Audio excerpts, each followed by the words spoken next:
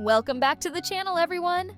Today, we're diving into the complex and often dramatic love lives of the doctors at Gray Sloan Memorial Hospital.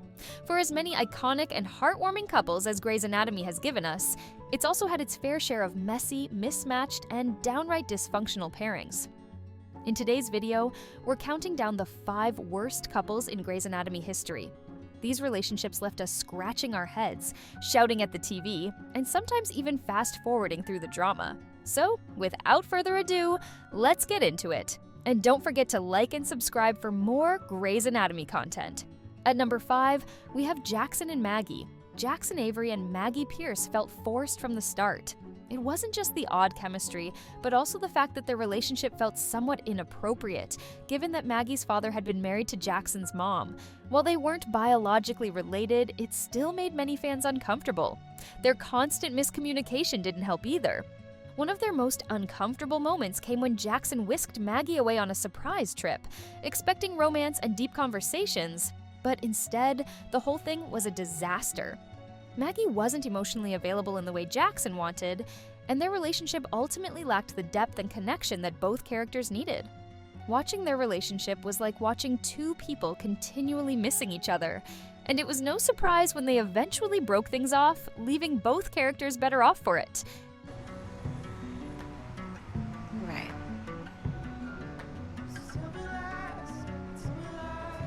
Because I don't like you. And you don't like me. We're not friends. So it's none of my business. At number 4, we have Owen and Amelia. Owen Hunt and Amelia Shepard's relationship was one of the most frustrating in Grey's Anatomy history. From the beginning, it seemed like these two were more interested in rushing into something serious rather than working through their deep emotional scars. Both Owen and Amelia had unresolved trauma. Owen with his PTSD from his time in the army, and Amelia from the death of her first fiancé and her struggles with addiction. Mother, she's a drug addict. I can't have her operate on my parents. Hold it. Dr. Shepard Is a junkie. I met her in Narcotics Anonymous. She's hooked on Oxy. These heavy issues were never truly addressed in a healthy way before they decided to get married, leading to a whirlwind of confusion, arguments, and emotional outbursts. Their relationship was a constant push and pull, and by the time they separated, it was clear that neither of them had truly grown in the relationship. They had just hurt each other. And at number 3, we have Alex and Ava. Alex Karev and Ava had one of the most bizarre and toxic relationships in Grey's Anatomy history. Ava first appeared as a patient with amnesia after a ferry boat accident. Alex, true to his soft spot for broken people, quickly developed feelings for her. What started as a somewhat understandable connection between a doctor and a vulnerable patient quickly spiraled into something unhealthy.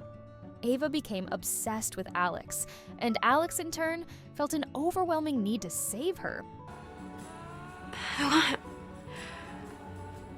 I want you to give me a reason to stay. A real reason.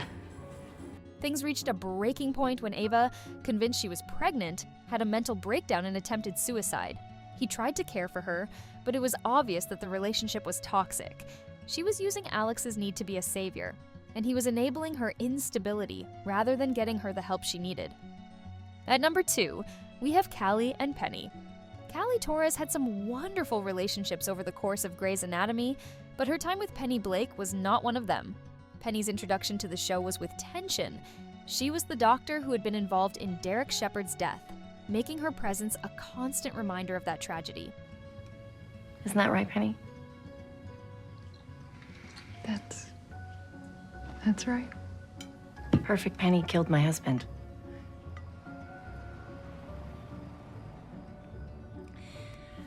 The timing of their relationship placed a strain from the start. When Callie decided to move to New York with Penny, it felt like a decision made out of desperation rather than love. Eventually, Callie calls off their relationship after a heated custody battle, ending with Arizona gaining full custody of their daughter, Sophia.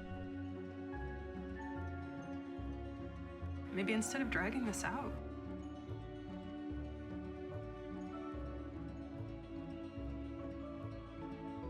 Maybe we should just call it now. Yeah, we should. You should go.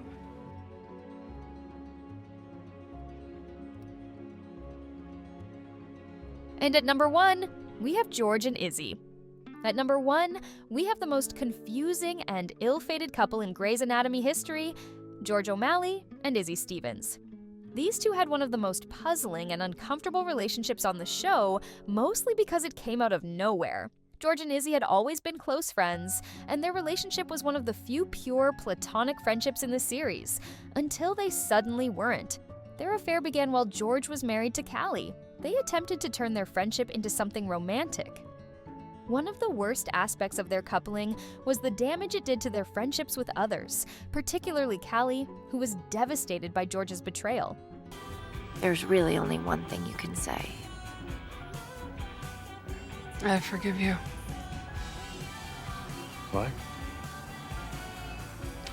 You made a mistake.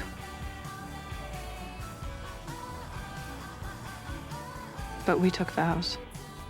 Till death do us part, so I forgive you. In the end, George and Izzie's relationship was a mistake from the beginning, and even they realized it, breaking things off before it could go any further. This brief relationship stands as a reminder that not every close friendship needs to turn romantic. You've either got chemistry or you don't. And that's it for today's list of the 5 worst couples in Grey's Anatomy. From mismatched personalities to rushed decisions, these couples left us more frustrated than fulfilled. Let us know in the comments if you agree with our picks, or if there's another couple you think deserved a spot on the list. Don't forget to like and subscribe for more Grey's Anatomy content, and we'll see you in the next video.